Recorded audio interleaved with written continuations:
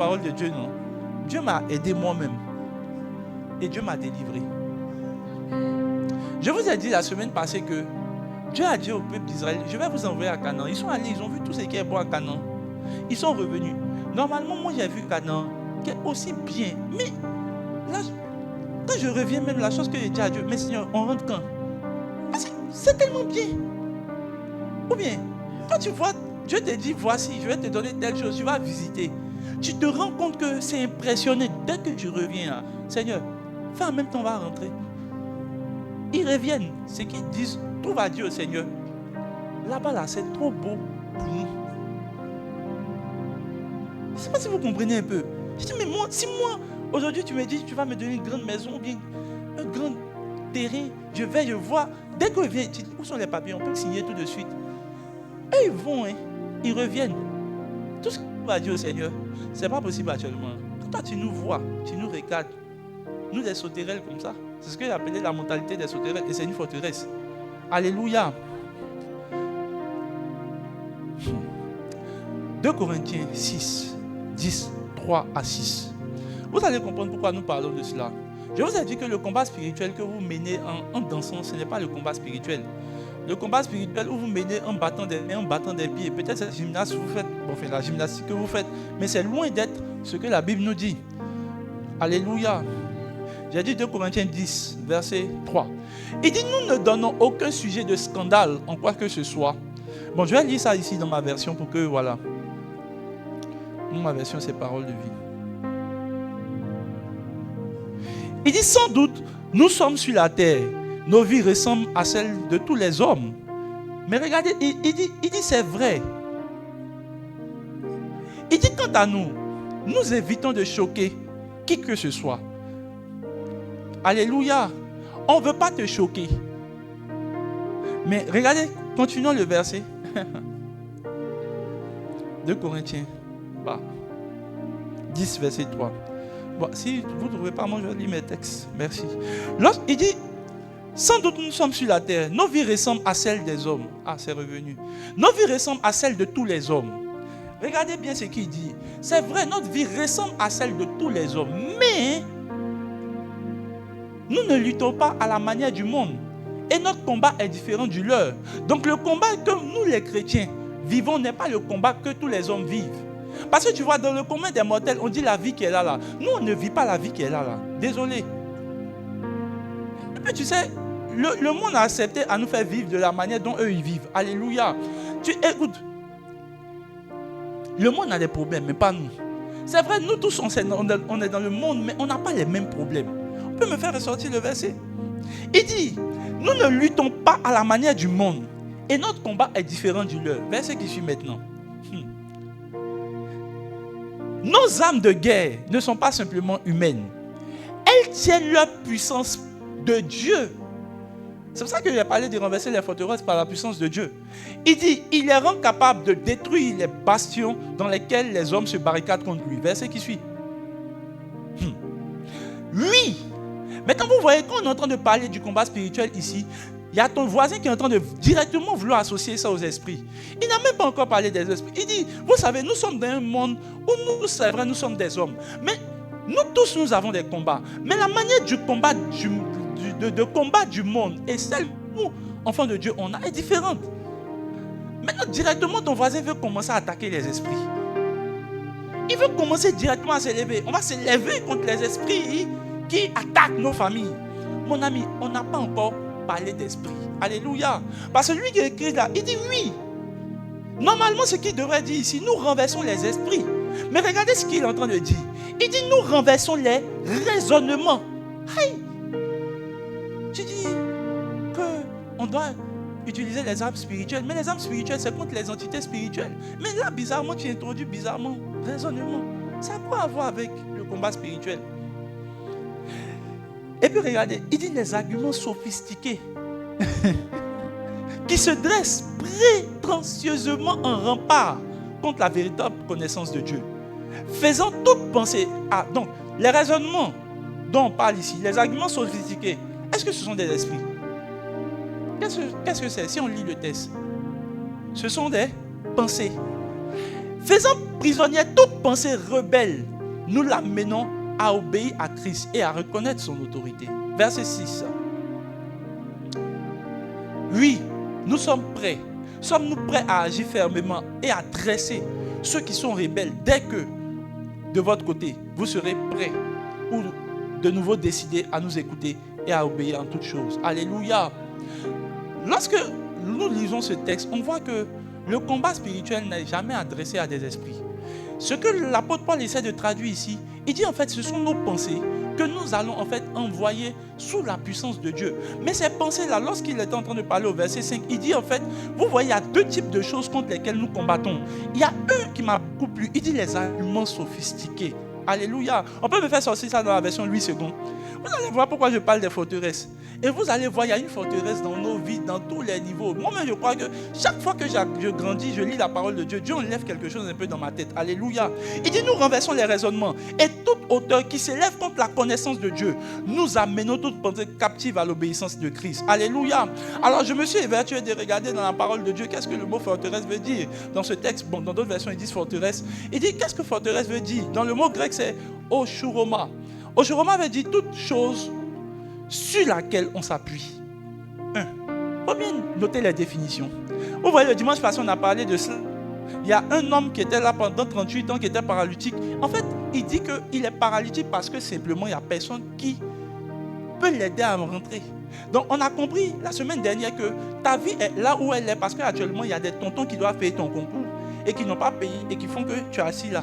En fait, tu as tout mis le fait que tu n'es pas en train de faire ou d'être où tu dois être en raison du fait qu'il y a quelqu'un qui fait quelque chose dans ta vie qui te bloque.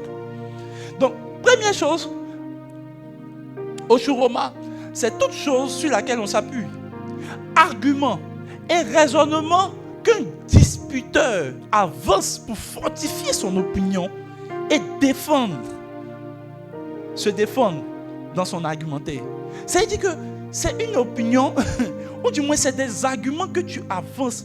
Et souvent quand on dit tu trouves trop d'excuses, tu trouves que non, on ne te comprend pas. En fait, tu as tellement d'arguments pour te justifier que ce que tu vis c'est normal.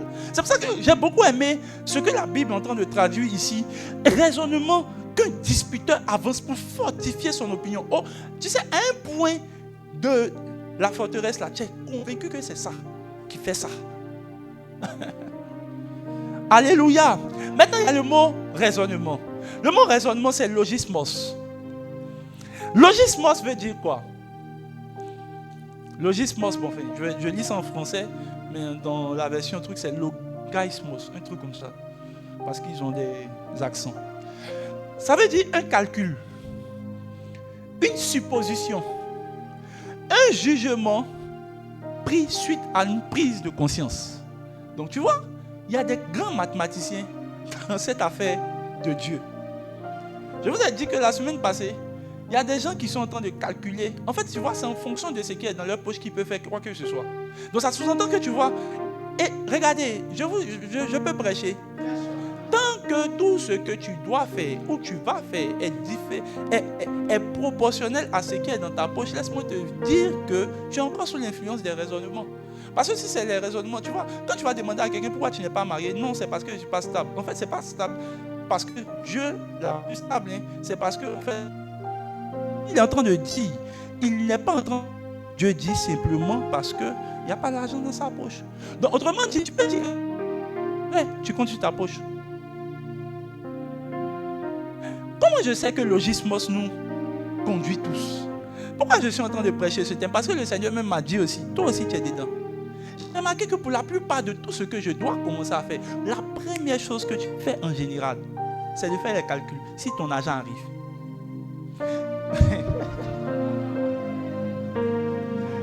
Écoute, toutes les décisions qu'aujourd'hui vous prenez là n'ont aucun appui sur Dieu. Dieu ne vient qu'en deuxième option. Regarde, c'est quand tu as fini de calculer maintenant que ton argent n'arrive pas, tu dis Seigneur, toi-même tu vois, j'ai la volonté. Mais Seigneur, il n'y a pas où. Seigneur, fortifie. Regardez, récemment j'ai pris une nouvelle maison. Donc, regardez, c'est après que Dieu m'ait parlé que Logismos est parti. Parce que Logismos, lui, il t'assoit et puis il dit ça ne tombe pas. Et vous savez, et c'est à cette saison-là, je vous ai dit un jour que j'étais en train de rouler, puis Dieu m'a parlé là. C'est là que Dieu m'a dit, tu vois, viens t'expliquer, c'est là ton problème. Tout ce que vous faites, ça commence avec les calculs. Vous calculez en premier d'abord. En fait, c'est quand vous finissez de calculer maintenant, que maintenant vous maintenant invitez Dieu. Dieu m'a dit ceci, les raisonnements vous ont déjà contrôlé avant de commencer même à m'appeler. Yes. Quelqu'un ne démarre pas une entreprise. Logiquement, ça a commencé d'abord. C'est la première chose d'abord que le diable envoie. Tu vas commencer à calculer.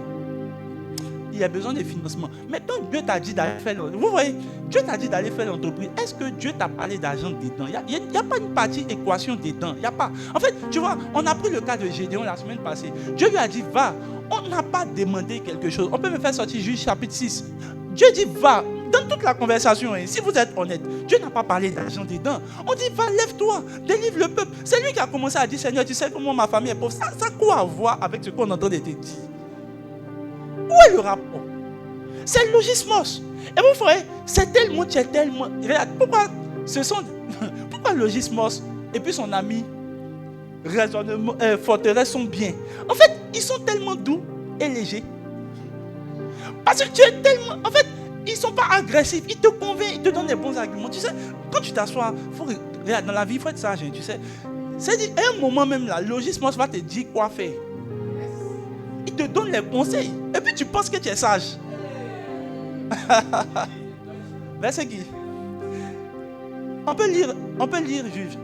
Il dit, Gédéon prépara, verset qui suit. Gédéon prépara un chevreau. L'ange de l'Éternel dit, prends la chair, pose-les sur les rochers. Et, non, oui, verset qui suit. Non, avant ça, tu es en train de lire, c'est le verset 13, je pense. Verset 13. Il dit, Seigneur, pourquoi toutes ces choses m'arrivent? Or, avant le verset, vous voyez, l'ange lui dit, lève-toi, vaillant guerrier, lève-toi. Vaillant guerrier. Bonne phrase comme ça. Hein. Il dit, l'Éternel est avec toi. Regarde, pour Dieu, il est petit comme ça. Hein.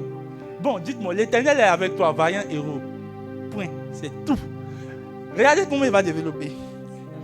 Regarde comment lui est long. Mon Seigneur, l'Éternel est avec nous. Pourquoi toutes ces choses-là nous arrivent? Tu vois, non? C'est le logisme qui te fait parler comme ça. C'est en fait les forteresses qui t'envoient. Mais si Dieu est avec nous là, hein, tout ça, pourquoi ça nous arrive? Et où sont passés? C'est-à-dire, lui, il commence à raconter à l'ange. Donc, vaillant héros, lève-toi là. C'est tout. Hein. Il a développé pour lui. Verset qui suit. Verset qui suit. L'ange va avec ses forces, délivre Israël. N'est-ce pas moi qui t'envoie? Donc Dieu peut le convaincre. C'est moi qui t'envoie. Maintenant, regardez. Verset qui suit. Et puis, les ivoiriens façon. Ah, mon Seigneur, avec quoi délivrerai-je? Dieu lui a dit, va avec la force. Lui, il demande avec quoi? Il dit, voici, ma famille est la plus pauvre. Regardez, il n'y a rien qui a commencé. Tu veux nous expliquer la pauvreté de ta famille? Ça a quoi à voir? Donc pour lui, délivrer un peuple, ça requiert de l'argent. C'est la mentalité. Et vous voyez cette forteresse, c'est celle que je vais appeler. Et aujourd'hui, tu m'as dit de juste parler de 3 forteresses et puis c'est tout. Le reste, ça je vais prier. Même dans les gens qui sont malades, là, il y a des gens qui ont ce genre de problème. Là. Alléluia. On peut prendre un texte. On l'avait déjà lu, vous allez lire. Alléluia. Gloire à Jésus. Jean 12, verset 3. Donc, les gens maintenant croient qu'il faut au fait avoir de l'argent. Il faut avoir en fait, ils font des calculs. Et c'est finalement à la suite de ces calculs qu'ils prennent des décisions. Donc, ils sont assis. Quand Dieu demande de faire quelque chose, il y a toujours une phase préliminaire qu'on appelle la séance des calculs. Bon. Dieu dit de prendre maison. C'est vrai, ils ont déclaré, tu auras ta maison, mais bon. Moi, mais il gagne plus à moi. Si on enlève 50 000, bon, maison, il prend la caution, ça fait en tout 600 000, 50 000, bon, pour 500 000, il faut combien de temps même? Dis-moi, non, mais ça, maintenant, c'est pas possible. Mais bon, d'accord, donc, après 10 mois, en tout cas, je sais qu'il serait prêt après 10 mois. Je je compte sur toi. Sur toi, je compte sur toi.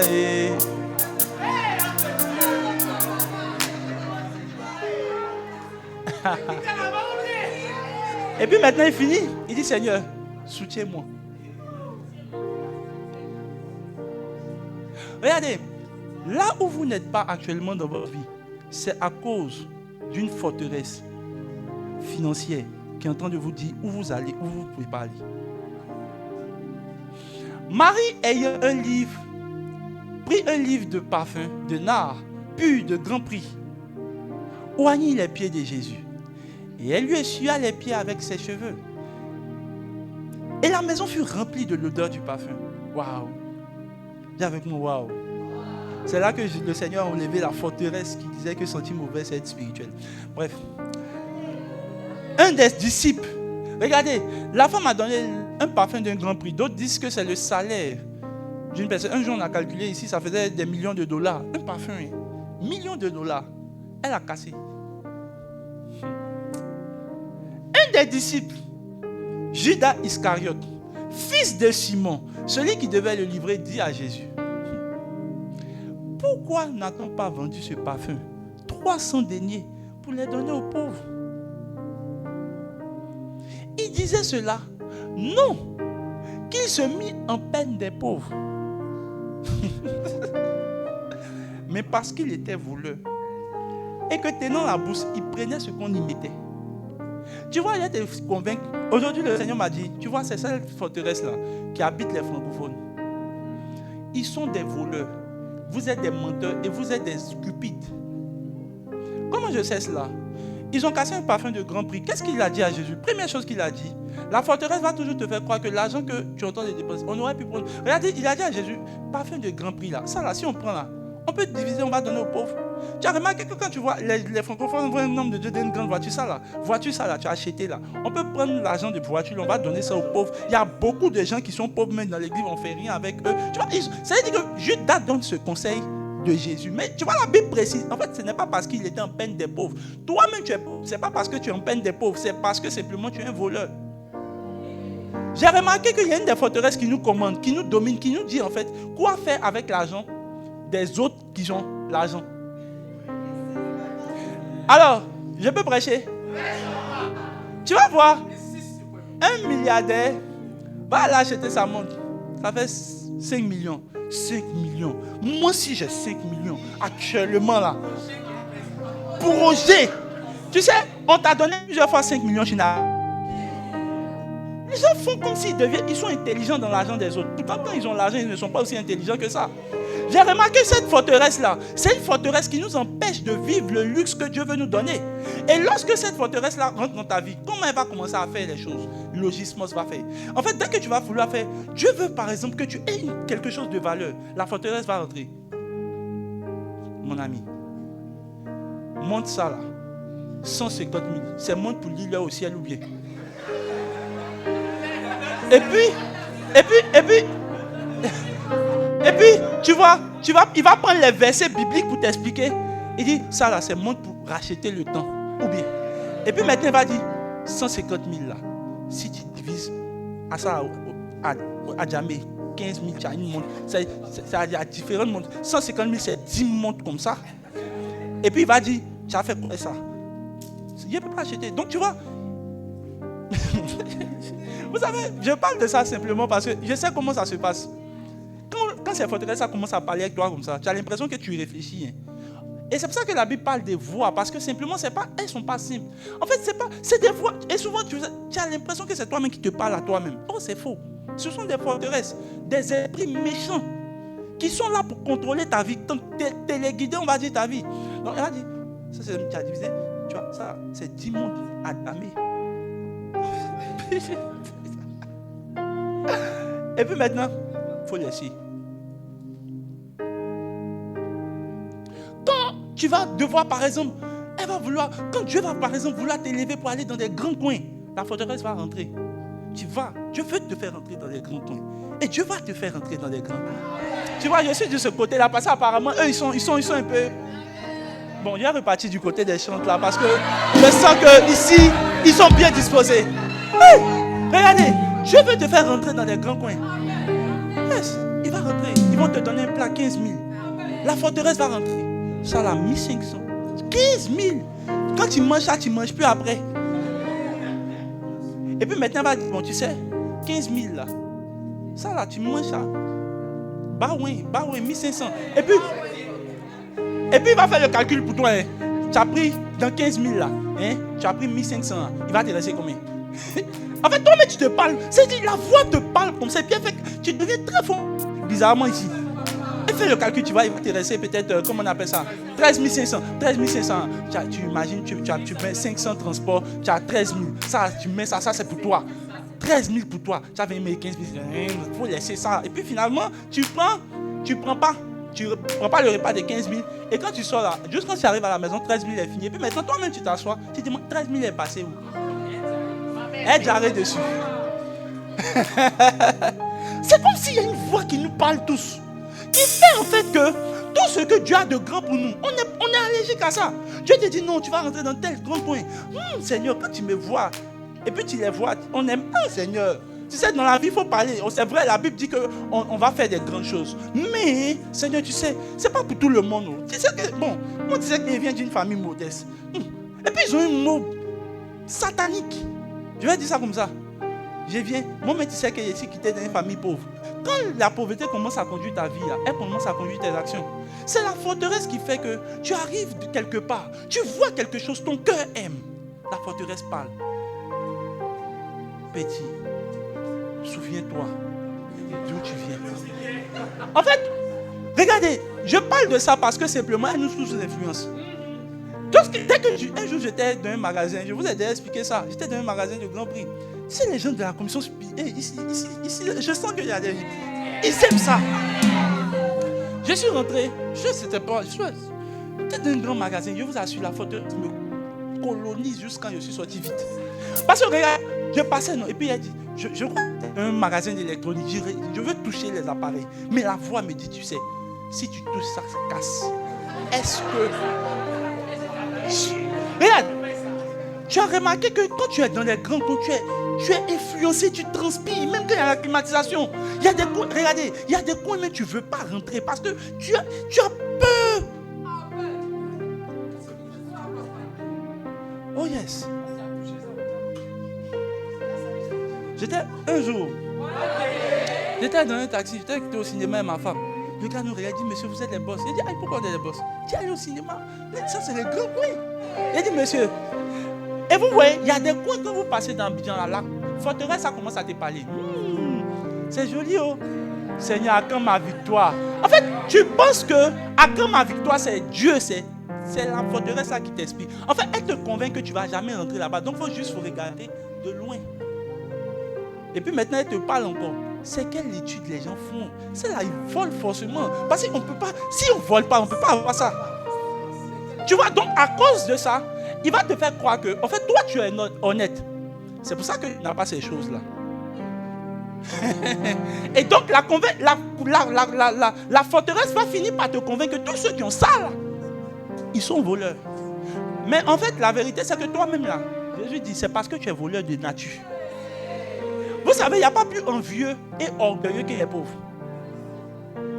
Ils font comme si ils voient chez les autres qui critiquent, ils n'aiment pas.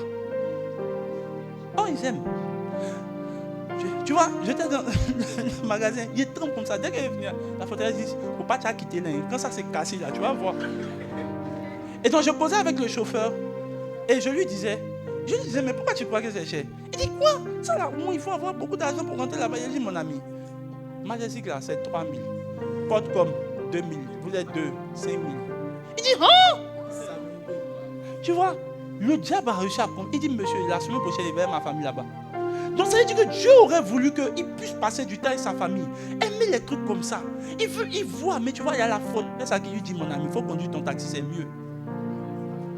C'est pas pour toi, il faut laisser les gens qui ont l'argent pour faire. Donc elle va te priver de tout ce que tu aurais pu faire et avoir, simplement en contrôlant ta manière de réfléchir. regardez, lui qui devait normalement être conscient de ça, c'est Jésus lui-même. Il a dit, ah ça là, il ne faut pas casser ça là, on peut prendre pour aider. Ça n'a même pas complexé Jésus. Et Jésus va dire à la fin, si vous pouvez faire sortir, il dit, vous avez les pauvres avec vous. Autrement, il dit, moi je ne suis pas concerné. Jésus ne se sentait pas pauvre. Il dit, quand tu commences à te sentir, regardez, il dit, vous avez toujours les pauvres avec vous, mais vous ne m'avez pas toujours. Jésus ne se sentait pas pauvre. Maintenant, laisse-moi te dire une chose. Normalement, quand tu as Jésus avec toi, tu ne dois pas te sentir pauvre. Ton voisin n'a pas bien compris. Et maintenant, la forteresse, maintenant, qu'elle va pouvoir passer de grade avec toi, c'est là maintenant qu'il appelle la force humilité. Elle va d'une manière humble. Mais on a l'impression que tu es humble. Oh, c'est l'orgueil déguisé en humilité. Pourquoi Dieu dit que le faible dit que je suis fort? Normalement, c'est prétentieux et c'est faux de dire que ce que je ne suis pas. Mais parce que Dieu est en train de faire confronter l'esprit de l'homme à une forteresse à laquelle il n'est pas habitué. Et c'est la forteresse divine. La forteresse qui nous envoie dans les hauteurs. Dieu dit que le faible dit que je suis fort. La forteresse maintenant va te dire, tu sais, dans la vie, tout ça, c'est pas utile, c'est pas le plus important. Le plus important, c'est le salut. Toutes ces choses assez éphémères. L'argent, là, ça vient, ça s'en va. Tu n'as pas besoin de ça. Faut pas. Le problème, c'est que tu payes ton loyer, paye le salut. Tu payes le loyer et les factures. Le salut, tu payes. Ou bien comme Jésus a tout payé, tu prends reçu, tu envoies ça à la CEE. J'ai le certificat de baptême. Et la forteresse là va vous priver de tout ce que Dieu veut pour vous. Qui est bon. Regardez, Dieu a dit au peuple d'Israël, je vous donne un pays où le lait et le miel coulent. Regardez, ils sont allés explorer le pays. Ils ont sorti des grosses carottes. Ils disent non, mais là-bas, si on vit là-bas, on est trop bien. Regarde, Dieu a prévu le meilleur pour son peuple. Ils sont arrivés là-bas. Ils sont revenus. Ils disent non, ça là, c'est pas pour nous. On dit, il dit les maisons là sont grandes comme ça. Et puis les gars là-bas, ils sont géants. Nous, on peut refaire sortir. Nous, on se sentait comme des sauterelles. C'est quand tu parles dans les quartiers comme Beverly Hills là, tu as l'impression que toi là, mais tu n'as pas fait école. Et tu vois, la voix là te parle. Il y a Jean et puis il y a Jean. Et tu vois, la forteresse va te parler comme ça. Et elle va te faire croire que tu es humble. Or, c'est l'orgueil qu'elle a commencé à mettre en toi. Ce que je suis en train de dire, la majorité des gens doivent vivre le meilleur de Dieu. Dieu veut de grandes choses pour toi. En fait, tu vois, je suis en train de parler pour toi, mais Dieu veut de grandes choses pour toi. Dieu veut que tu confrontes ou tu sois dans des milieux aisés. Dieu veut que tu aies de l'argent en abondance. En fait, on dit, il décriait le pays qu'il a exploré. Il dit, le pays que nous avons parcouru pour l'explorer, un pays qui dévore ses habitants. Tout ce que nous avons, ce sont des gens d'une grande taille. Continue. Alors, si vous lisez le verset en haut, plus en haut, ils disent ils ont pris des carottes. On dit les carottes là pouvaient faire le bras d'une main. Vous avez vu un pays comme ça. Normalement, quand vous revenez à vous dites, Seigneur, on veut rentrer vite. Mais ils étaient complexés. Et vous voyez, cette forteresse, ça te rend complexé en face des gens qui sont très riches. Quand tu vois les grandes choses, il y a des gens qui rentrent dans des restaurants, ils se sentent petits, ils se sentent humiliés. C'est la forteresse là qui te parle. Tu rentres, mais on t'invite, on dit tu ne payes pas, mais tu dis, est-ce qu'il mérite d'être ici? Est-ce que moi-même ma place là, c'est ici? Tu vois, c'est comme si la voix là te parle chaque jour. C'est-à-dire, même quand tu vas regarder souvent, tu veux bien t'habiller, mais la voix là parle. Quand tu vas là, est-ce que les gens s'habillent comme ça? Tu es porté habillé là, c'est pour tu es prouvé quoi? Et puis souvent, regardez, moi je me suis rendu compte que même notre manière de s'habiller est influencée par les forteresses. Souvent tu veux bien t'habiller, mais la voix là te dit, tu as porté joli habillé, c'est sûr, mais tu vas voir, ils connaissent joli habillé. Il faut enlever. Et puis, une autre manière de te parler, elle va dire, tu es. Et puis en fait, toi-même tu vois que tu es élégant. Et puis là, ça c'est l'orgueil. Tout ça là, c'est vanité. Il faut enlever. Tu ne peux pas t'habiller simplement. La Bible dit qu'il faut être simple. Sans parure. Donc non, parce que tu es bien, mais c'est la forteresse qui commande comment tu t'habilles ou pas. Donc tu vois, tu veux, regardez, souvent, reconnaissez que vous avez envie de vous mettre bien. Mais tu sens que il y a une voix qui t'aide. Matin là même, tu vois, c'est ça. Il faut laisser. Ça fait un peu trop orgueilleux, flashy. Tu vois, les gens vont te regarder. Et voilà, les gens vont te regarder. Ils vont penser que tu as l'argent. En fait, la voix là te dit que les gens vont penser que tu as l'argent. Mais écoutez-moi bien. Donc, en fait, elle veut te faire paraître plus pauvre. Parce que simplement, si je parais comme quelqu'un qui a l'argent, ça sous-entend que l'argent va venir. C'est pour ça que Dieu a dit que le pauvre dit que je suis riche. Mais pourquoi vous ne voulez pas dire ce que Dieu dit, mais vous voulez croire ce que la forteresse... Donc la forteresse va te dire, tu vois, il ne faut pas bien t'habiller, sinon les gens savent que tu as l'argent. Et puis ils ne vont pas t'aider. Et tu vois, comme il veut te faire dépendre des hommes, il a intérêt à dire ça. Et tu as dit, Seigneur, je m'attends à toi. Or, en fait, tu t'attends en fait à ce que les hommes te regardent. Et vous, je vais vous dire une chose, ce n'est pas parce que vous faites plus pire que Dieu va vous bénir.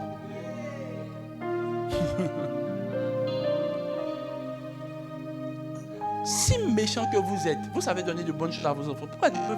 Moi, je crois personnellement pas que Dieu veut que tu portes yougou. Tu peux porter actuellement parce que tu n'as pas peut-être l'argent qu'il faut. Mais je ne pense pas que ce soit le meilleur de Dieu.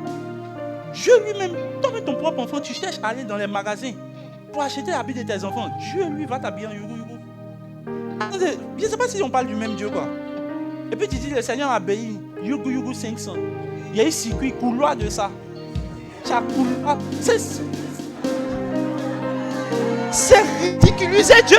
Je peux prêcher. C'est ridiculiser Dieu.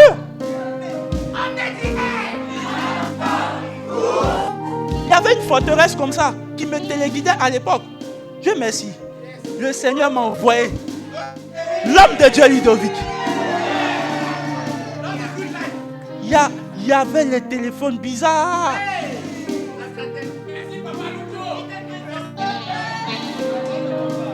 Et puis il y avait mon travail, c'était deuxième main. Oh, vous savez, deuxième main, la manière tu vas réparer. Je vais vous donner un conseil.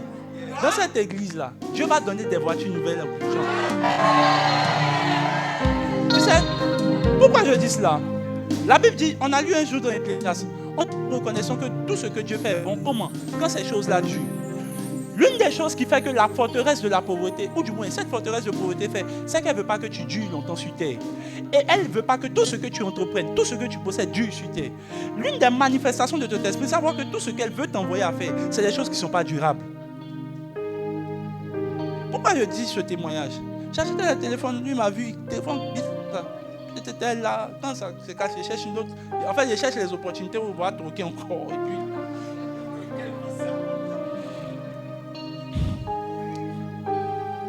il m'a dit, ah, mon gars, tu peux pas acheter. Et puis c'est lui qui m'a compris. Il dit, meilleur téléphone, là, ça dure. Ça, la personne a utilisé ça, ils vont reconditionner ça. Un jour, j'ai acheté un téléphone, j'ai compris. Ça a chauffé dans ma main, j'ai compris que c'était reconditionné. Il dit, mais ça chauffe. Mon frère dit, c'est reconditionné, c'est pour ça que ça chauffe. Et puis, il dit, bon, téléphone, prends un nouveau. Prends son Samsung. J'étais là en mode, ah. Et puis moi, il regardait. Nous-mêmes, il connaissait notre challenge. Il dit, mon ami.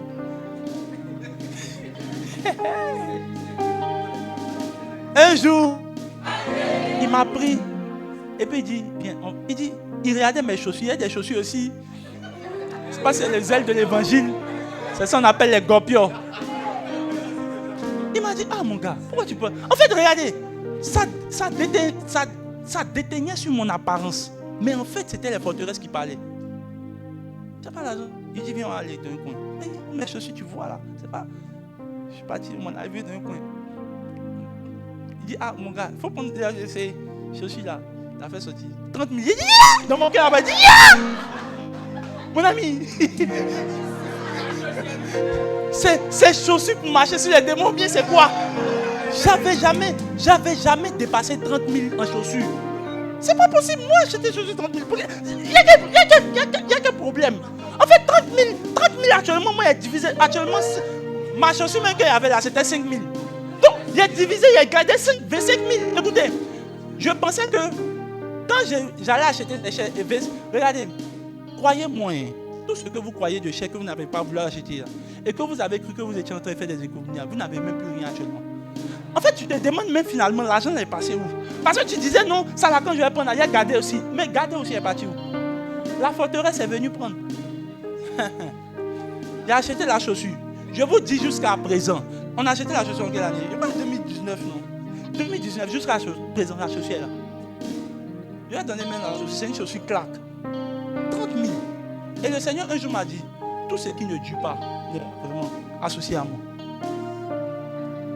L'une des choses qui font que vous et les riches achetez les choses chères, ce n'est pas parce que c'est cher, c'est pas durable. Remarquez les choses. Quand toi tu penses que tu fais des économies, un jour j'ai acheté une montre 5 fois, et une chaussure 5 fois. Non, pas 5 ceintures. 5 fois en un an. Là où ils m'ont vendu, on dit achète une ceinture. Fais 5 000, il a crié. J'ai dit non, mais ça c'est pas de la parole de la vérité, c'est pas ceinture de. Il a dit, il ne paye pas, non. Je suis allé acheter. Il y a un gars à 13 villes m'a vendu 5. Moi, il pensait que c'était une bonne affaire. Il dit, voilà. De 5 000, là, le gars il m'a fait 5 000. Il y a eu 3 ceintures. C'est pas.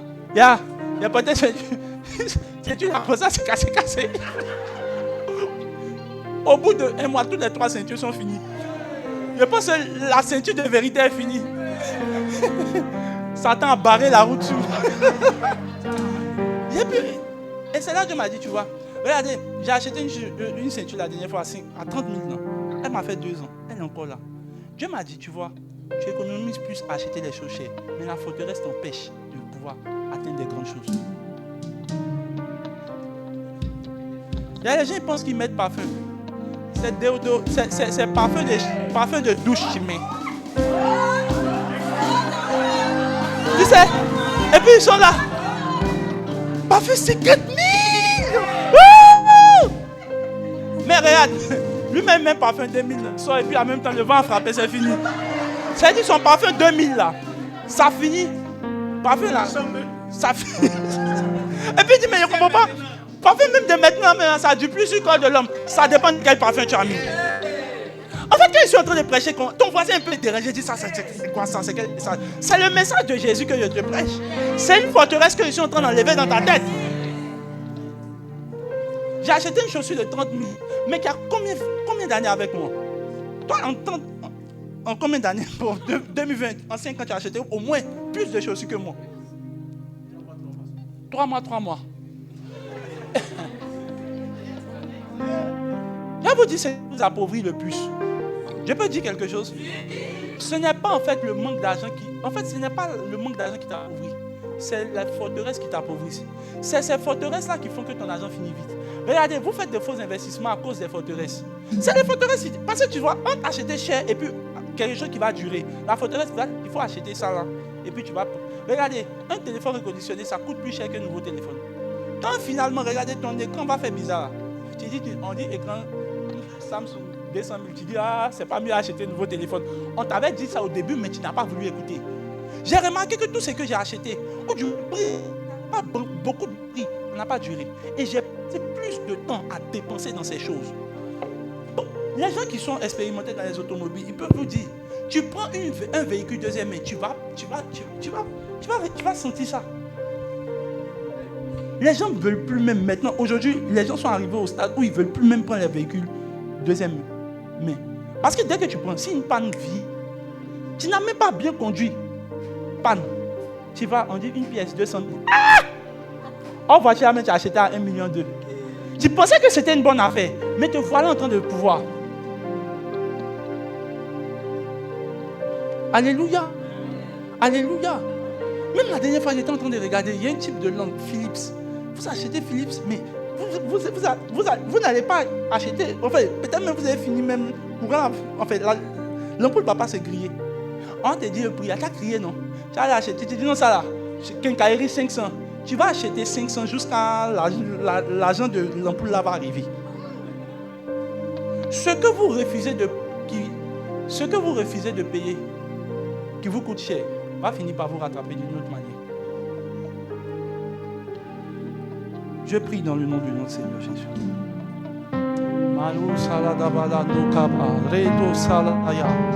Que le Seigneur puisse enlever la forteresse de la pauvreté. Cette forteresse qui te parle, qui ne te rend pas éligible à rentrer dans des grands coins, qui ne te rend pas éligible à toucher des choses excellentes.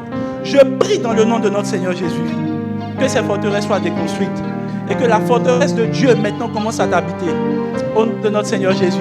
Amen. Tu peux te rasseoir. La forteresse de la pauvreté, elle te les guide où tu vas pas. Ouais. Tu vois, Dieu veut pour toi que tu aies une bonne santé. La forteresse là va commencer comment? Au lieu de manger bien, propre, c'est vrai que ça va coûter. Mais elle va dire, tu vas mettre l'argent de manger, c'est pour aller aux toilettes, ça va pas servir. Mais tu vois, l'argent que tu ne veux pas prendre pour manger là, c'est ça que tu vas prendre pour aller te soigner. À un moment, Dieu m'a dit, commence à boire l'eau minérale. Il dit, mais il y a l'eau dans la pompe. Il dit, bois l'eau minérale, c'est pour ta santé. Tu vois, regarde, je pense facilement à payer soda, Coca 200, Planète, ou bien Monde. Peut-être c'est pas Planète, ou bien c'est Galaxy. Bref, tu bois les choses là-bas. Tu dis 200, c'est pas cher, non. Mais tu vois, 200 en train de te donner cancer. 200 en train de te donner colopathie. 200 en train de... Non, vous n'avez pas idée. Pourtant, tu vois, si on te dit, prends l'eau minérale, Volvic, 800. L'eau, ça c'est l'eau de la vie. Vous savez, il y a certaines maladies qui sont nées du simple fait que les gens ne prennent pas soin d'eux dans leur alimentation. Écoutez, il y a certaines, quand vous buvez, vous manquez de... Vous regardez les caractéristiques. Un temps, je crois que je manquais de phosphore. Qu'on fait les deux. Et le gars dit non, tu dois boire beaucoup d'eau. Je te recommande tel type d'eau. D'autres même recommandent l'eau alcaline. Tu as demandé l'eau alcaline. Tu as dit, oui, il boit plus, c'est bon. C'est qu'il n'y a qu'à mourir. Tu vois? Mais je manquais de phosphore. Et aujourd'hui, quand je prends une bouteille, je regarde. J'ai commencé à boire. J'aime boire l'eau minérale. Si tu n'aimes pas, c'est ton problème. Tu vas voir. Et je me suis rendu compte que tout ça, là, ça répondait. Ça, tu vois, manger normalement, là, c'est manger avec entrée. Tu vois, la forteresse va dire, mon ami, ça c'est pour les boss. Pour nous ici, là, on commence en même temps.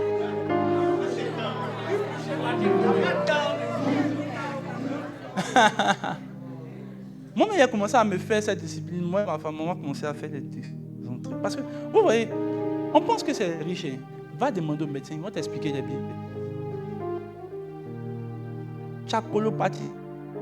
Tu dis, moi, il attaque en même temps. Tu dis, c'est ulcère, le ulcère. Mais... Normalement, quand on fait le dessert, c'est digérer. C'est mettre cette... Je demande à toi, tu digères. Toi, tu attaques. Maintenant, les attaques sont... Quoi? Vous voyez où les forteresses peuvent vous envoyer à descendre. Elles peuvent vous rendre malade. Et il y a plusieurs personnes qui sont ici au son de ma voix, qui sont malades. Il y a d'autres qui souffrent même de douleurs, de douleurs, comment on appelle ça, intestin. En fait, si la digestion, laisse-moi te dire, c'est les forteresses qui font ça. Tu peux manger normalement après le dessert, tu peux prendre une barre de chocolat, on dit ça. Mais tu vois, la forteresse dit ça là, c'est pour les blancs. Ça, c'est pas moi. Toi, tu ne te connais pas, il faut faire. Il faut mettre l'eau glacée bien dessus et puis tu as avancé.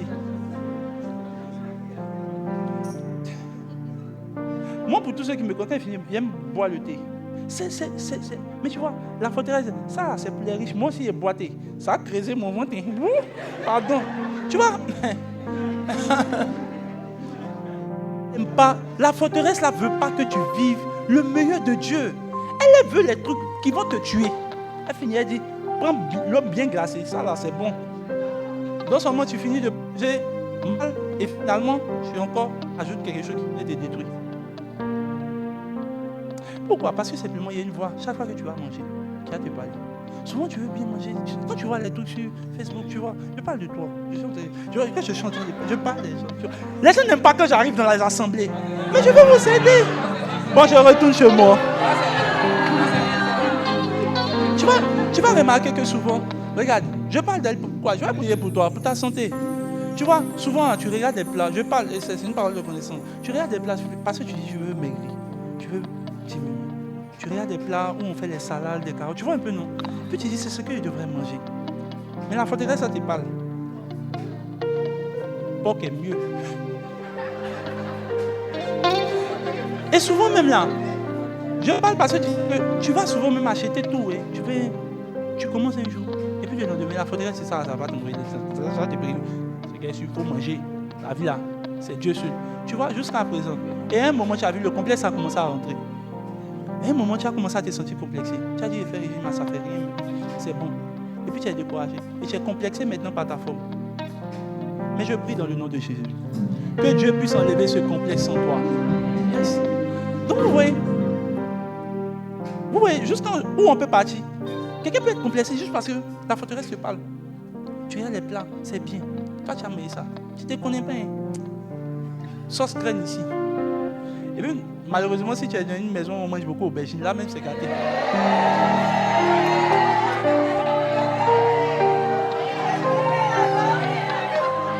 Je prêche ou pas? Elle va te détruire. Qui souffre de problèmes comment on appelle ça, dû au digestif? Y a-t-il des personnes qui souffrent de digestif? Après je vais prier pour vous. Vous allez venir devant. Vous allez vous rendre compte que l'une des choses, c'est l'alimentation. Vous mangez mal. Et vous mangez mal pourquoi? Parce qu'il y a la forteresse qui vous dit quoi faire en fonction de ce que vous avez. Moi, tu veux bien manger les fruits, les trucs comme ça, mais tu vois, la forteresse, elle te dit.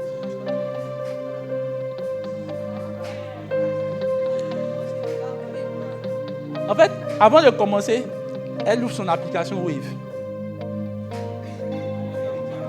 Tiens! Oh, la tante dit deux bananes à 200. C'est mieux de garder mes 200. Ça peut construire maison. Est-ce que c'est ce qu'elle dit à cerveau? Il va laisser une autre personne aussi. Ciao. En fait, au lieu de manger, ça va bien. Bon, il me regarde, il a peur. Hey, tu vas voir que la forteresse, ça va te faire croire qu'il faut mieux économiser. Et finalement, tu tombes malade. Parce que tu vois, entre un fruit qui va te donner beaucoup de bien-être, elle va calculer. Gaba 2, poisson 260. Tiens, il faut garder. Tiens, les gens qui mangent mal dans bien, mais ils ne sont pas morts. En fait, tu vois, et comme elle veut te convaincre de faire ça, elle va te faire croire que tous ceux qui font ça, là, ils ne sont pas morts. Mais en fait, tu ne les connais pas. Un jour, ils vont mourir, tu ne sauras pas. Oh, Seigneur, ta grâce pour nos vies. Et tu vois, la forteresse, ça va te nourrir comme ça. Et finalement, tu souffres. Tu devrais manger normalement, c'est. Tu devrais manger les desserts, mais tu ne manges pas. Parce que la forteresse, il faut garder l'argent des fruits, il y a tout ça là. Le Saint-Esprit, la parole de Dieu est le fruit.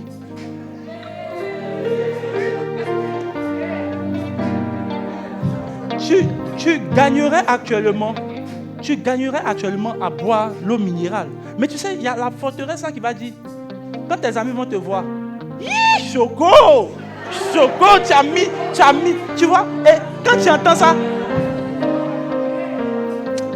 tu dis, c'est mieux de déposer l'eau minérale, il y a boire l'eau de pompe, c'est bon. C'est qu'elle sur l'eau, c'est l'eau. Mais tu vois, finalement là, tu es en train de détruire ta santé parce que la forteresse t'a communiqué quelque chose. Et vous voyez, vous avez remarqué que, je parle de toi, tu as remarqué que même quand tu vois, tu veux faire ça, tu as comme l'impression que tu te sens mal à l'aise. Et puis comme si les gens te regardent, genre tu te joues les riches. Non, c'est pas ça. Ou bien, attraper l'eau minérale dans l'ambiance, c'est être riche. Choco!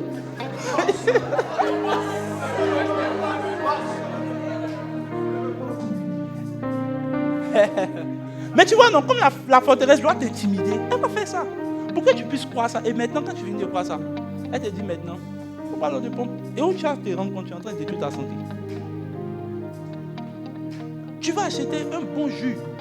C'est vrai que le jus est jus. Mon ami, Planète 200, t'as bu jus boss. Tu es allé prendre Planète 200, non? Tu as vu maintenant les retombées. Tu es en train de payer en santé. À un moment là, écoutez, si les gens sont complexés de ce que Dieu dit de vous, dites-leur aussi de suivre Dieu.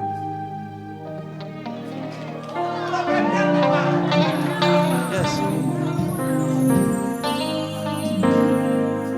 Regardez, la maison où vous êtes peut vous rendre malade. Hier, ma femme nous racontait l'histoire de comment ils ont déménagé d'une maison qui l'a rendu asthmatique. Elle dit la maison, l'humidité a commencé à rentrer dedans. Elle n'arrivait plus. Donc, il partait chez les médecins, tout ça. Et puis, je crois que c'est ça, je transmets bien le message.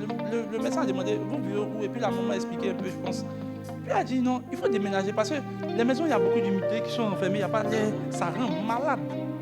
Tu es malade à cause de la pauvreté et tu ne veux pas que je traite la pauvreté. Tu dis, je suis asthmatique, c'est ta maison qui est asthmatique. Parce qu'en fait, une mauvaise... Regardez, et si Dieu veut te conduire à aller dans une grande maison bien, tu as dit, ouh, mon argent n'arrive pas là-bas. Mais ton argent arrive à l'hôpital. Je me suis toujours posé la question, vous n'avez jamais l'argent, vous remarquez, mais vous avez toujours l'argent pour l'hôpital. Même si on dit c'est grave, les gens trouvent l'argent. Le diable est bien et à l'aise à vous faire dépenser pour vous tuer. Pourtant, si Dieu dit, ma fille, va prendre une maison et aspect. Tu as dit, va prendre. Les maladies vont s'arrêter. Tu vas quitter la maison, tu es malade encore. C'est fini. J'ai regardé un film la dernière fois. Je ne vais pas dire le nom, une série. Et il regarde une série de médecins. Et le gars montrait, c'était sa maison. À un certain moment, il y a des parasites qui ont commencé à attaquer ses poumons. Et donc ça se manifestait parce qu'il n'arrivait pas à respirer, il avait certaines convulsions, des palpitations. Il a dit, waouh! Donc si vous n'avez pas une maison qui est bien à l'image de Dieu, vous allez finir malade. C'est pour ça que quand Dieu regarde la maison où il va envoyer les enfants d'Israël, il dit, ce sont les grands espaces. Un pays où le lait et le miel.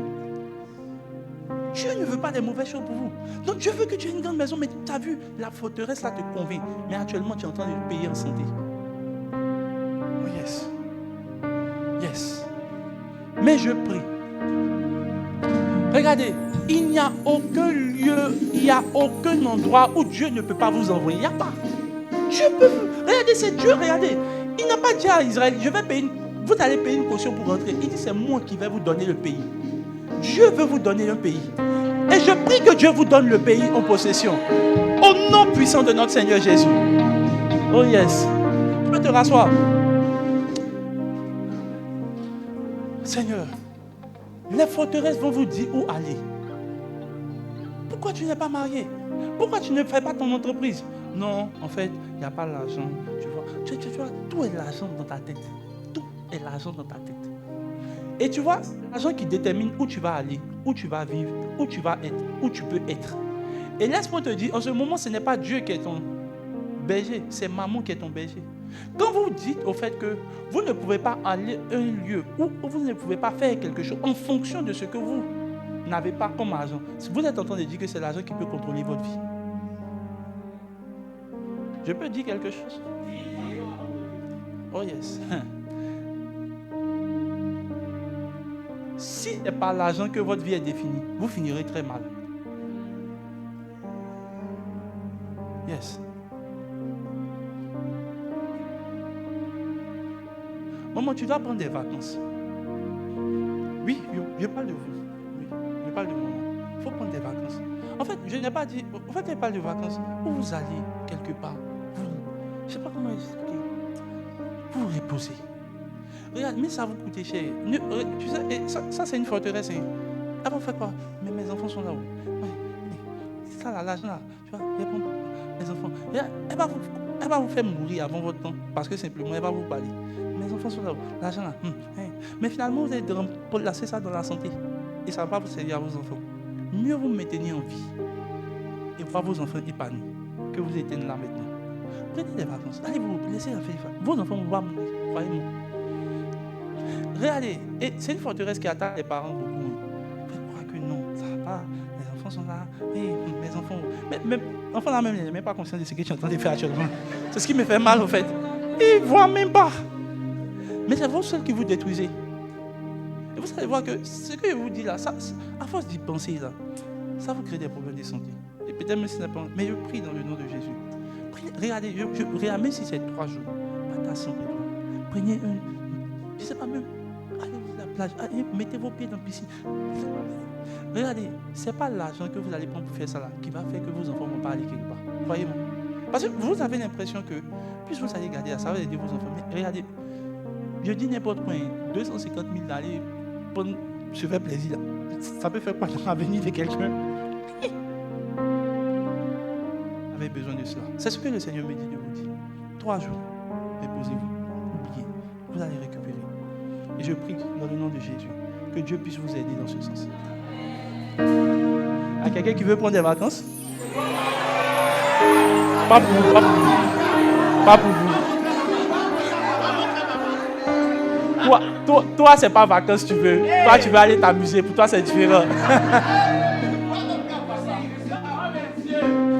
Cette forteresse-là, elle attaque beaucoup les parents. C'est pour ça que vous allez voir qu'il y a beaucoup de parents qui n'ont pas réalisé. Et ils n'ont rien réalisé pour eux et ils n'ont rien réalisé pour leurs enfants. Parce que la forteresse va te dire, non, il faut bien. Les enfants sont là. Oui, ils sont là, je crois. Il faut t'occuper d'eux. Mais c'est toi qui dois t'occuper d'eux pour vivre, non? Si toi-même tu meurs, ils vont vivre comment? Oh yes. Oui, c'est comme ça que excusez-moi, nos mamans la souffrent. Elles sont dans le foyer. Mais à cause des enfants, elles sont là. Non, elles vivent maintenant pour les enfants, même plus pour Dieu. Je prie dans le nom de Jésus que vous ne soyez plus dans ce genre de complexe. La deuxième chose que je vais attaquer sur les forteresses, je peux attaquer la deuxième chose. C'est la forteresse de la culpabilité. Zacharie 3, 1 à 5. Et je vais donner les deux clés par ricochet après pour pouvoir sortir de ces gens de forteresses qui nous complexent. Il me fit voir Josué le souverain sacrificateur debout devant l'ange de l'Éternel. Et Satan qui se tenait à sa droite pour lui barrer la route.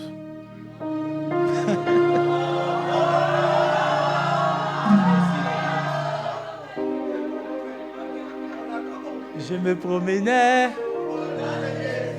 Dieu. Satan. Quel malheur. C'est ça. L'Éternel dit à Satan, que l'Éternel te réprime, Satan. Que l'Éternel te réprime, lui qui a choisi Jérusalem. Laisse pas là un tison d'argent. Continue. Oh, regardez. Oh, Josué était couvert de vêtements sales et se tenait debout devant l'ange. Donc, Satan est en train de dire une chose qui est vraie. Le monsieur était sale, recouvert de péché, recouvert de beaucoup de fautes. Mais Dieu n'a pas parlé. Ce n'est que Satan que ça a dérangé. Continue. L'ange prenant la parole. Et je vous assure, Dieu est en train de faire ça pendant que je prêche. Je dis Dieu est en train de faire ça pour quelqu'un.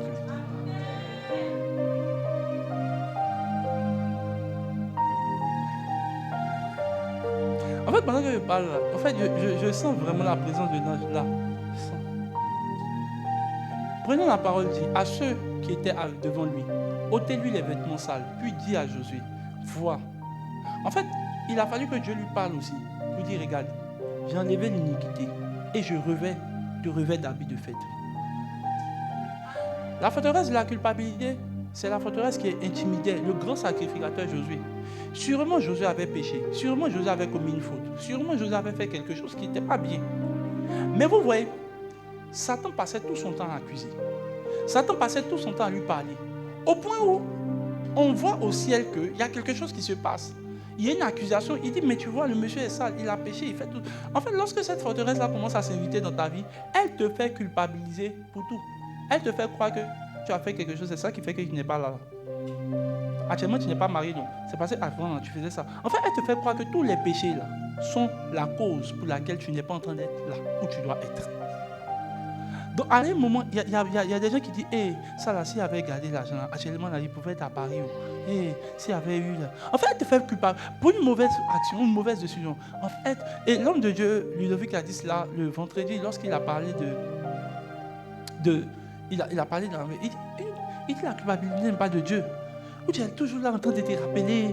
Dieu, quand tu as fini de pécher, il te fait passer à autre chose et puis ça finit. Mais quand tu es toujours en train de revenir dessus, et vraiment, les gens qui vivent dans l'ombre de leur passé, c'est une preuve que les forteresses sont en train d'agir. En fait, aujourd'hui, là, regardez bien, là où vous êtes en train de vouloir aller et que vous n'êtes pas là, c'est la forteresse là qui a dit, tu as vu si tu avais fait ça avant, là, actuellement, tu ne serais même pas là. Si tu économisais 100 francs depuis longtemps là, tu ne serais pas là. En fait, je ne sais pas comment elle parle, mais elle te fait croire que, et tu vois, tu vas culpabiliser. Tu as dit oui, ça là, ce sont les amis avec qui j'ai fréquenté. Tu vois, elle parle pour toi. Hein. Ça, ce sont tes amis. Vous les fréquentez, tu as vu, non? Eux, ils ont fait ça, tu as vu, ça a marché. Actuellement, non. Si toi, ton oncle t'a poussé, il serait là. En fait, elle va te faire culpabiliser de ne pas avoir de bons oncles. Je suis en train d'enlever les forteresses dans votre tête. En fait, elle te fait croire des choses bizarres. Et tu culpabilises. Tu culpabilises. Regardez, il y a d'autres mecs qui culpabilisent de ne pas être d'une bonne famille. Je parle des gens. Oui? Je peux arriver sur... Bon, ils ne veulent pas que j'arrive sur... Hein? C'est vrai, non? Tu regrettes même d'être né d'une famille. Tu as dit ça, c'est quelle famille? Les gens, famille, il y a mon... Mais tout est Dieu dans ma vie. Tout ça là, c'est ma famille. Si Dieu... et puis, tu vois, elle parle comme ça. Elle dit, mais Dieu, quand tu plaçais les gens, tu faisais placement d'enfants dans les familles, c'est moi que tu as vu.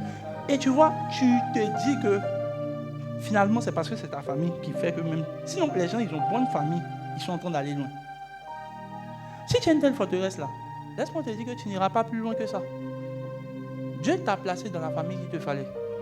Laisse-moi te dire que Jésus est venu d'une famille qui ne pouvait pas laisser croire qu'il serait le grand maître d'aujourd'hui. Mais il a quitté. En fait, moi, je suis sûr si j'étais d'une grande famille riche, on avait dit, bon, Jésus a c'était facile pour lui, il est venu d'une famille riche. Mais nous avons juste montré que tu peux aller d'une famille très pauvre, tomber même dans une famille très pauvre et puis finir très riche. Ce n'est pas la famille qui fait que tu n'es pas là où tu es. C'est une forteresse qui est en train de te faire culpabiliser. Elle te fait culpabiliser pour tout. Tout ça, si tu n'es pas cherché garçon avant, actuellement, tu serais marié. Tu as vu? En fait, tu vois, je ne dis pas que... Et tu vois, à un certain moment, comme maintenant, elle doit passer à un autre niveau avec toi. C'est là maintenant que les liens de famille rentrent en ligne de compte. C'est quand tu arrives à ce niveau, sache que la forteresse vient de débloquer un autre niveau. Alors, qu'est-ce qu'elle va faire? J'explique comment est son mécanisme. Elle va dire, tu vois, ta grande soeur n'est pas mariée. Tu as vu, non? C'est un. Tu as vu d'abord? Tu as remarqué l'autre là. Tu n'es pas marié aussi. 2, 3. Qu'est-ce qu'il prouve que toi-même, tu ne seras pas le prochain? Et puis tu vois, à un moment même, toi-même, tu dis, c'est vrai. Ça, il faut que je commence à m'élever dans la prière. Je dois aller voir un homme de Dieu. Et donc, tu vas voir l'homme de Dieu, justement, qui n'est pas déroulé, malheureusement. Homme de Dieu, je sens que dans nos familles, on ne se marie pas. Oh. Il faut qu'on brise les liens. Hein? Regardez, je peux prêcher.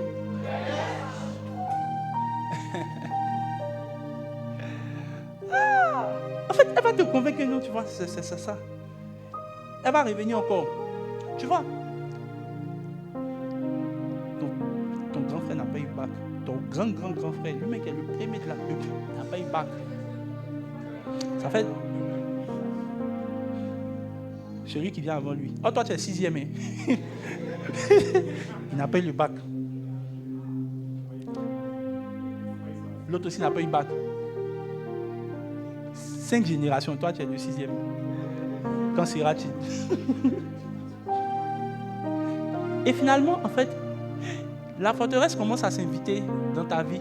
Tu crois que finalement, même si tu bosses, même si tu es fatigué, regarde, même si tu bosses et puis tu as oublié quelque chose, net, tu as dit, voilà, c'est l'esprit là qui fait ça. Quand il bosse, il fait qu'il oublie tout. Il y a quelqu'un qui dit, tiens, homme de Dieu, comment tu fais pour expliquer ça? C'est comme ça, c'est comme ça marche. Donc, à un moment là, où tu dois bosser, elle va dire, de toutes les manières, même si il bosse, il y a tout oublié. Donc, quoi que je fasse, ça ne va pas marcher. Aujourd'hui, tu peux commencer une activité, ça ne marche pas. La forteresse, ça va venir. Tu as vu? Ça, c'est un cycle de malédiction qui est là, il faut briser. En fait, c'est ce que je vous explique, non? La forteresse peut t'éviter à croire une parole qui n'est pas celle de Dieu. Parce que tu vois, quand elle te dit, allons prier, allons, va briser, tu te dis, non, ça, sûrement c'est Dieu. Il me dit, on doit s'élever. Moi, c'est elle-même qui est en train de te conseiller. Tu as vu, première affaire, tu as fait, ça n'a pas marché. 2, 3. Le problème, elle ne t'explique pas que la Bible dit que celui qui bâtit sans la sagesse avec Dieu, il ne peut pas bâtir. Donc, elle ne t'a pas expliqué que tout ce que tu as fait là, tu n'as jamais compté sur Dieu, tu n'as jamais utilisé la sagesse, jamais. Elle ne va pas te dire ça. Elle va dire, tu vois, c'est un cycle générationnel. Tu es en train de faire une nouvelle affaire, non? Si tu ne fais pas attention, là.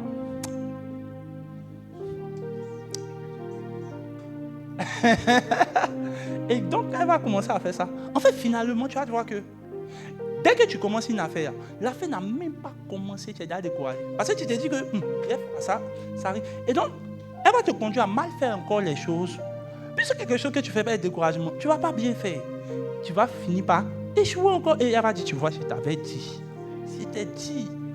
Pourtant, elle a saboté dans tes attitudes, dans ta manière de réfléchir. Parce que, de toutes les manières, même quand tu as fait, par exemple, peut-être, je peux parler de quelqu'un.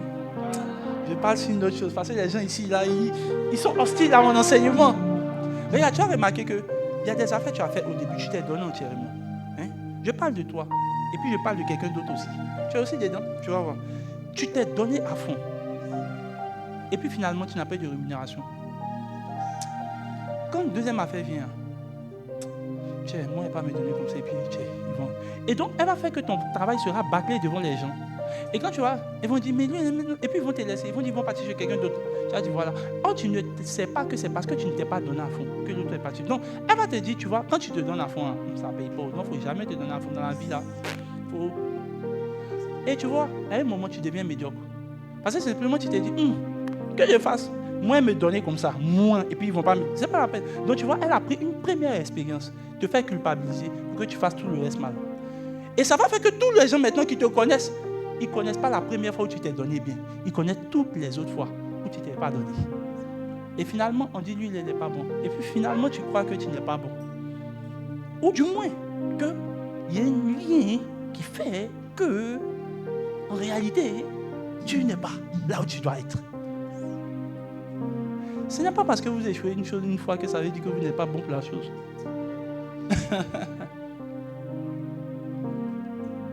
Quand la culpabilité commence à rentrer dans votre vie, sachez que vous êtes déjà bâclé dans l'équation de la destinée. Parce que rien ne prouve que c'est une erreur que vous avez faite aujourd'hui qui doit vous définir. Il y a des gens parce que simplement ils sont partis quelque part. Un patron dit tu n'es pas intelligent. Et puis tu vois, tu te sens bête tout à coup. Toi qui es bac à émotion, mais aujourd'hui tu es bête. Hey, mais je ne sais pas pourquoi vous laissez les gens définir ce que vous n'êtes pas. Ce que Dieu dit de moi, c'est ce que je suis. Une erreur ne doit pas me définir. Thomas, il dit son affaire dans le combien de fois 99 fois, il a eu. Bon, mais il a repris. Un jour, ça a pris. Aujourd'hui, je suis content de voir la lumière, non? S'il avait première fois, il dit, et puis, bon, pour lui là même, c'est plus lié des familles. Pour lui là même là, c'est même plus comment on va appeler. 99 fois, tu fais ça, échoue. À un moment, même 2 fois, même moi, il serait arrêté. Vous avez commencé souvent des affaires qui auraient dû vous positionner. Mais vous voyez, l'esprit s'invite. Première chose que tu as faite, ça ne marche pas. L'esprit te dit, c'est pas la peine. Ça là, ça ne marche pas. Il faut laisser. Tant qu'il n'y a pas de la persévérance dans l'affaire là, tu ne peux pas avoir. Il faut persévérer pour tout avoir. Je vous explique que c'est cette forteresse-là qui ne t'envoie pas à persévérer. Quand vous n'arrivez pas à persévérer pour quelque chose auquel Dieu vous a appelé, vous ne pourrez pas aller loin dans la vie. Dès que tu vends quelque chose, dès qu'il n'y a pas de vente, en même temps tu dis ça ne marche pas, il laisse tomber. C'est pas parce que c'est Dieu qui t'a dit ou bien c'est toi-même qui voulais faire. Là aussi, c'est deux choses différentes.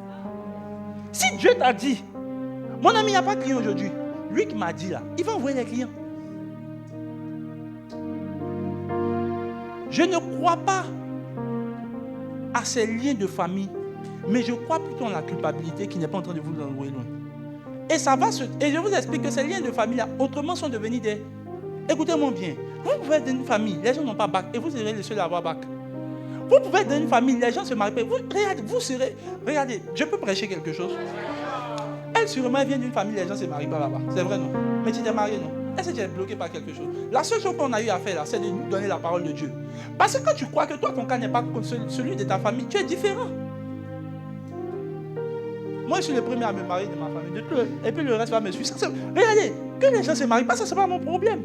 Moi, je ne suis pas tout le monde. C'est pour ça que Paul a dit au début, quand on a lu le texte, il dit c'est vrai, les gens du monde, mettons le texte, verset 5, il dit les gens du monde ont leur combat, mais nous, on n'est pas dans le même combat. Eux, ils combattent les liens, moi, je combats par la parole de Dieu. Dès que la parole de Dieu est rentrée, je dis, ils ne sont pas concernés. J'ai jamais, dans ma tête là, je ne vois même pas mon équation où je ne sentais pas que j'allais me marier. Il n'y a pas une partie dans ma tête où je me vois pauvre. Ce n'est pas possible. Et aucunement. Mais tu vois, toi, le diable a béni. Il a fait échouer ton grand-père. Il a commencé à être tes arrière-grand-père. Arrière-grand-père. Je parle de toi. Et je parlerai par ricochet par d'autres personnes. Tu vas voir que peut-être ils ne sont pas des riches milliardaires. Papa lui-même. Et grand-papa. Papa, viens. Qui es-tu, petit? Dans la vie, c'est vrai, il faut rêver grand, mais il faut être raisonnable. Et puis elle va te dire de toutes les manières, si tu as 3 générations, ça n'a pas marché, c'est un lien. Et tu vas te... Regardez, vous n'avez pas aidé. Peut-être lui, il peut donner son témoignage, peut-être un jour lui-même. Il ne vient pas d'une famille où on peut penser que lui va sortir. Et toutes les conditions même sont là même pour te montrer qu'il est petit. Il ne faut pas aller loin. Après mon frère Nénisson, tu ne peux pas aller loin. Mais il a fallu qu'il croie dans la parole de Dieu pour arriver où il est. À un moment, si vous croyez que, comme tout le monde est dans votre cas, vous serez aussi, c'est pas difficile.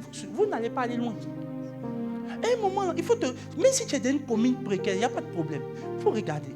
Va, tu dis ici, là, moi je ne dois plus être là. J'ai changé un jour avec mon aîné. Et puis je lui disais, mon ami, il faut envoyer tes enfants dans une bonne école. C'est vrai, nous on a souffert comme ça, mais c'est pas. Ces enfants vont dans l'école française. Mon père spirituel, quand tu causes avec ses enfants, mais l'enfant ne dit pas, j'ai fait pipi, pipi. Il ne dit pas ça. Il dit, j'ai déklaxonné un enfant qui a 3 4. Il dit, mais attends, j'envoie mes enfants là-bas. Vous vous plaignez que les gens ont relation, mais ils commencent les relations là depuis le jardin. Toi, tes amis des pépés, vous avez joué. Un pied, t'as envoyé où? Je suis un pied. C'est un pied là qui t'a rendu orgueilleux. Je peux dire quelque chose? Non, un pépé là. Nous, pépé là, nous ont rendu orgueilleux. Comment tu peux être de l'école? Vous êtes arrêtés, vous êtes assis, c'est comment vous voulez jouer. C'est un esprit de violence. Regardez, on est défini ce qu'on est souvent avec les écoles qu'on a fréquentées. L'esprit de violence est rentré. Comment un enfant qui est... Et puis, et puis, il est content. Mais Imo, maintenant quand ta vie sera Imo, tu vas dire que ce sont les esprits. Les bonnes écoles là, il m'expliquait, on lui donne une liste de livres. Quand les enfants vont en vacances, ils ne vont pas regarder, on leur donne le livre, ils n'ont qu'à les lire. Vous n'aimez pas Canal, vous tirez Canal chez les gens, mais c'est eux qui regardent Télétoon. Regardez, la dernière fois je suis allé dans un restaurant.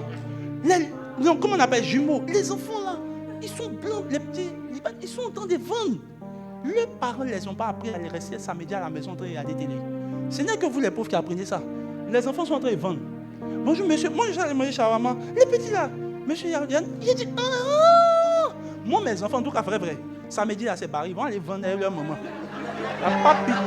Écoutez, tu as tes enfants, j'ai mes enfants, tu fais ce que tu veux.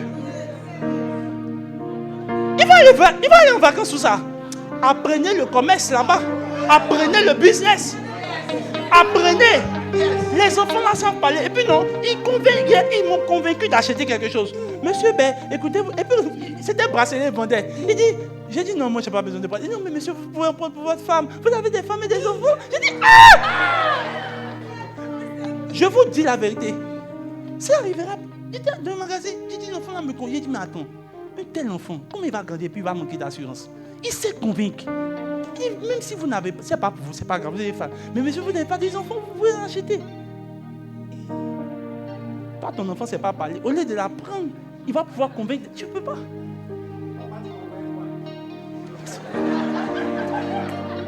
Homme de Dieu, salue-moi. Papa, si tu sors, il faut acheter un bateau pour moi. Il faut acheter un avion. Il faut lui dire, mon ami, viens, on va sortir. Tu vas aller acheter ton avion. Excusez-moi, mais souvent je trouve qu'on éduque mal, pensant qu'on aime nos enfants. Bien sûr. Ça m'a touché. Samedi matin, 10h, un enfant n'est pas en train de regarder télé, il est en train de vendre son papa. Rentrez dans les restaurants libanais, vous allez voir, les enfants sont là. C'est vous, les enfants du boss. Ladybug. Ils dorment jusqu'à se réveiller à 10h. Réveillez-les là-bas. C'est toute notre vie qui est là. La culpabilité va vous faire sentir petit, là où Dieu veut vous envoyer. Et vous voyez, vous allez maintenant traîner dans des cycles qui ne vont pas s'arrêter. Parce que toutes les fois, peut-être tu t'es donné une fois, première fois dans une relation, ça n'a pas marché. La forteresse va rentrer maintenant. Tu vas trouver un deuxième qui est bon. Oui. Mais la forteresse va dire, première fois tu t'es donné, c'est envoyé où? Tu sais, et puis elle va dire dans la vie, premier gaou n'est pas gaou. Elle va commencer, tu vois, à un certain moment, tu complexes parce que tu vois, comme la première fois tu t'es dit qu'il y a une erreur, tu te dis au fait que si tu te donnes encore la deuxième, ça va pas te donner. Donc tu vas mal te comporter, ils vont te laisser. Tu vas aller mal te comporter, une troisième encore, ils vont te laisser. Tu vas finir par dire, tu vois, c'est ça, il dit là, c'est les liens du célibat qui sont en train de faire tout ça. Seigneur, ta grâce. Lorsque une erreur de passé est en train de définir comment vous devez vous conduire dans la vie, laissez-moi vous dire que c'est une forteresse de culpabilité qui est en train de vous empêcher d'aller loin. Si elle va vous envoyer à regretter votre famille, à regretter quand vous êtes né. Peut-être même vous êtes né mardi, tous les gens même mardi, tu as vu, étaient dit, mardi là, c'est pas bon jour de naissance. Tu vois, et tu es convaincu de ça.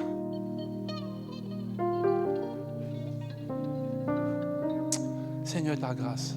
Mando lobosa katala. Et le Seigneur m'a dit, tu vas prier pour des gens. Aujourd'hui, je vais prier pour des gens. C'est vrai que je vais passer là, mais je vais prier pour des gens. Ces esprits-là, ces forteresses, je vais dire même ces forteresses qui sont en train de gouverner ta manière de faire, qui sont en train de gouverner ton habillement, qui sont en train de gouverner ta même manière de manger. Je vous ai dit, dirige même la manière de s'habiller. Tu ne vas plus te sentir méritant de porter des grandes choses. Tu ne vas plus te sentir méritant de faire de grandes choses.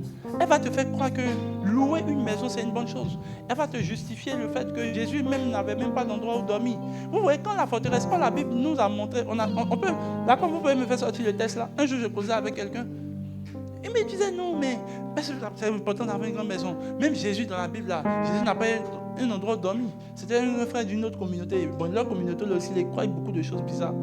Il dit comment ça? Il dit non, même Jésus n'avait pas de maison. Il dit dans quelle Bible vous avez vu ça? Il y a quelqu'un qui croit que Jésus louait une maison. Donc tu vois, le Jésus locataire que tu adores, c'est lui qui va te transformer en locataire.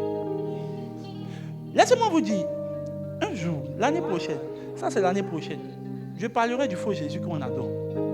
Rien à voir avec le Jésus qui est dans la Bible. Donc lui, son Jésus là, c'est là comme vous pouvez trouver le texte, c'est bon, c'est dans Jean. Lui, son Jésus actuellement, Jésus n'a pas maison. Écoutez, il y a beaucoup de gens ici, si les pose là, ils vont dire Jésus n'a pas maison.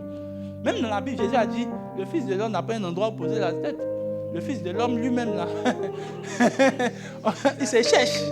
Donc pour lui, le Jésus qu'il adore se cherche. Donc moi aussi, je me cherche. Tel il est, tel je serai. Si ton Jésus est chercheur, tu seras un chercheur.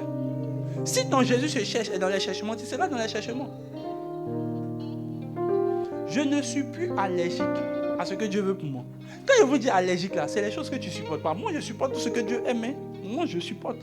Là, comme vous n'avez pas trouvé, c'est dans Jean 12, je crois. Alléluia. Je ne suis pas allergique. Dieu veut de grandes choses pour vous. Acceptez-les. Si Dieu veut que tu habilles bien, que les gens trouvent que c'est toi qui te bloques dans le quartier, mais hey, c'est ce que je suis. Que le faible dise que je suis riche. Oh yes. Avant que la com le trouve, Jésus se retourna et voyant qu'il les suivait, leur dit, que cherchez-vous? Il lui répondit, Rabbi, qui signifie maître, où demeure-tu? Donc ils veulent savoir où Jésus habite. Parce que je suis en train de parler pour quelqu'un qui dit que Jésus n'avait pas de maison. On veut voir ici. Normalement, un homme qui suit Jésus doit avoir finalement une maison. Et je te vois bientôt dans ta maison. Oh yes. Venez, voyez. Ils allaient et ils virent où il demeurait. Ils restaient auprès de lui. C'était Jésus. Je suis sûr que Jésus a beaucoup de chambres pour que les gens puissent. Parce que tu vois, si toi les gens vont venir chez toi, est-ce qu'ils auront place? C'est ça. C'est le jour là, Dieu a enlevé la mentalité, dit hey, ne m'associe pas à vos histoires. Qui vous a dit que moi j'étais SDF? Et Jésus SDF que tu adores, il va t'envoyer où ça? Dans la rue. Regardez, les gens auront des maisons avant. Je vous ai dit ici que je ne suis pas en train de prêcher à ton voisin. Je suis ici. Ici, là, ils sont très disposés. Regardez, vous aurez des maisons avant le temps. Arrêtez de croire que c'est votre... Regardez, les gens vous font croire que non, terrain est trop cher à Abidjan. Écoutez, il y a les gens qui ont terrain. Non. Vous aussi, vous êtes dans la partie. Les gens qui... Écoutez, et moi, je suis plus convaincu, vous savez quand? C'est quand un païen a ça, il dit, oh, c'est que pour moi est blanc. Ben, si lui, il est païen, il n'a pas Dieu, il a ça. Mais je suis trop éligible pour ça. Je vous dis une chose, lorsque Dieu veut vous montrer une chose que vous devez mériter, il le donne aussi au païen pour voir où vous devez être. Donc là où le païen est en fait le niveau où toi aussi tu devrais être. Mais vous, votre forteresse, ça vous dit que les autres là ils volent, c'est pour ça. Mais attends, si eux ils font, et puis nous on a Dieu, comment nous on est en bas? Vous aurez, regarde, regarde ici, il y aura des gens, je dis avant 35 ans, vous aurez construit. Je suis en train de parler à quelqu'un. Yes. Hier, j'étais avec un fils dans ma voiture, il me parlait de sauter. Quand j'ai entendu, il dit, EDC est en train d'aller quelque part. Il n'a même pas encore dépassé 30. Il dit, papa, j'ai acheté deux terrains. J'ai dit, tu as déjà 2 terrains. J'aime ça, mon fils. J'ai dit, il n'a pas encore dépassé 30 ans. Il n'a même pas encore dépassé 26, 27. Il n'a pas encore dépassé 27, la date de terrain. Ça ne dépend pas. Regardez, ça ne dépend pas de ton salaire. Ça dépend de ce que Dieu dit. Dieu dit, je vous donnerai des terrains. Mais attends, Dieu dit, je vous donnerai des nations. Il dit, mais attends, mais c'est pour nous, les nations. Et puis il dit, les païens vont travailler pour vous. Terrain, ils ont acheté cher. Ils auront problème, ils vont venir me vendre ça. Je vais prendre. Regardez, Dieu va faire des choses extraordinaires. Regardez, je bénis le Seigneur pour cette église parce que les gens ont commencé à comprendre mon message. Ils ont commencé à leur jeune âge à faire des choses qu'on ne pouvait pas imaginer. Les gens vont commencer, regarde, avant 35 ans, tu auras une maison. Les gens vont dire, attends, à ton âge, là, on n'est pas censé avoir une maison. À ton âge, on n'est pas censé avoir une maison. Mais ça ne dépend pas de mon âge, ça dépend de ce que Dieu dit de moi. Montrez-moi dans la Bible où Dieu a donné un âge pour avoir une maison. Montrez-moi dans la Bible où Dieu a donné un âge pour se marier. Les gens disent non, bon mariage c'est 30 ans. Qui t'a dit ça? Bon mariage, il faut avoir l'argent. Les gens, on peut se marier sans l'argent. Écoutez-moi bien. Je ne suis pas en train de te dire que l'argent n'est pas important. Je suis en train de dire ceux qui ont fait le calcul humain sur la base de l'argent, ils n'iront pas plus loin. Arrêtez de conditionner vos vacances par l'argent. Dieu peut faire des grandes choses. Dieu peut vous envoyer un billet d'avion. Vous allez partir, vous allez voyager. Je ne suis pas en train de parler à quelqu'un en direct. Tu iras. Regardez, c'est parce que vous avez conditionné votre esprit.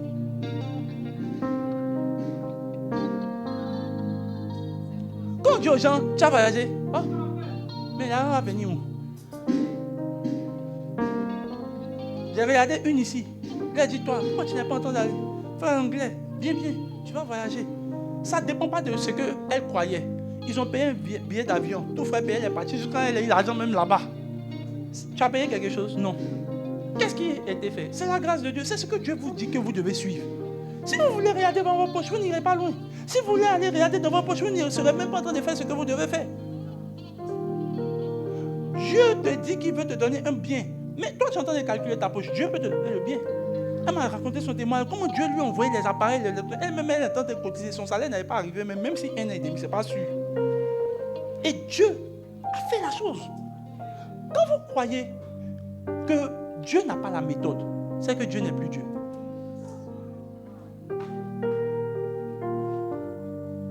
Oh yes.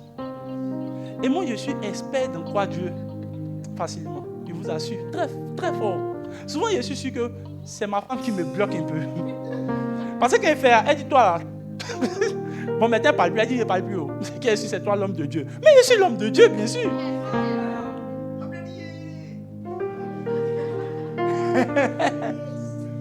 Moi, je peux penser une chose. Et puis, je suis Dieu. Et puis, avant même qu'on ne finisse de parler, je suis en train de déjà faire ma chose. Parce que le temps qu'elle a fini de réfléchir, je ne serai plus convaincu de faire. Oh yes. Rien ne doit vous empêcher d'aller loin. On refait sortir le verset et je vais commencer à prier pour des gens. Malou, salada, Philippiens. Et c'est par là que je termine. Philippiens 4, 6 à 7.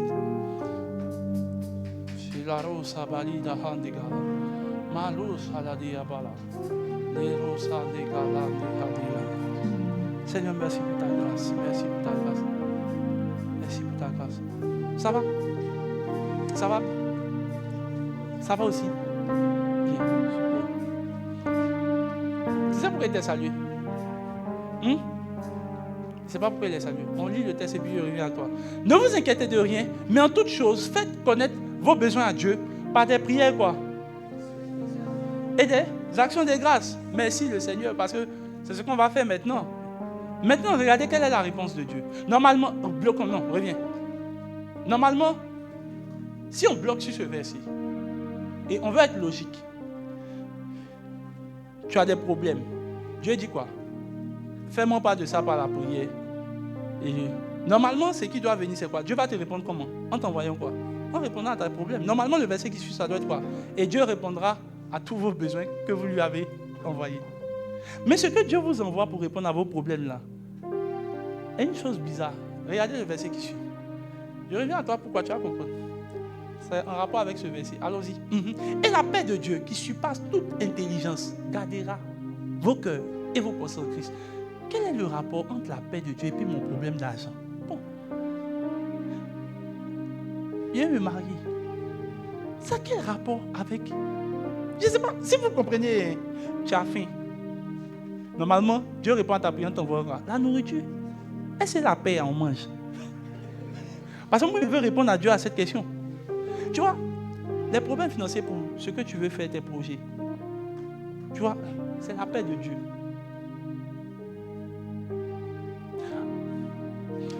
Tu fais quoi actuellement? Ingénieur. Et après, tu fais quoi? Enfin, tu cherches à quoi soutenir? Ok. Qu'est-ce que tu cherches?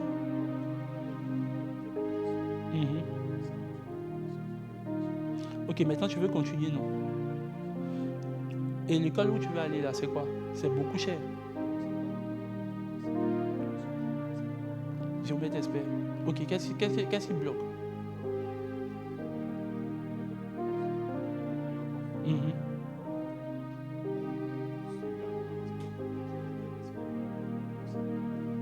D'accord. Donc on est revenu sur le problème financier. Lève-toi et prie pour toi. Ça ne dépend pas. Je prie dans le nom de Jésus que la paix de Dieu, qui surpasse toute intelligence, garde ton cœur en Christ. Il n'y a rien de ce que Dieu te dise qu'il ne peut pas faire. Tu ne respecteras pas le protocole. Dieu te fera grâce au nom de Jésus. Assieds-toi. Maintenant, regardez. Pourquoi Dieu répond à la paix? Normalement, des problèmes d'argent, tu ne peux pas me dire qu'on prend la paix pour résoudre les problèmes d'argent. Romains 12.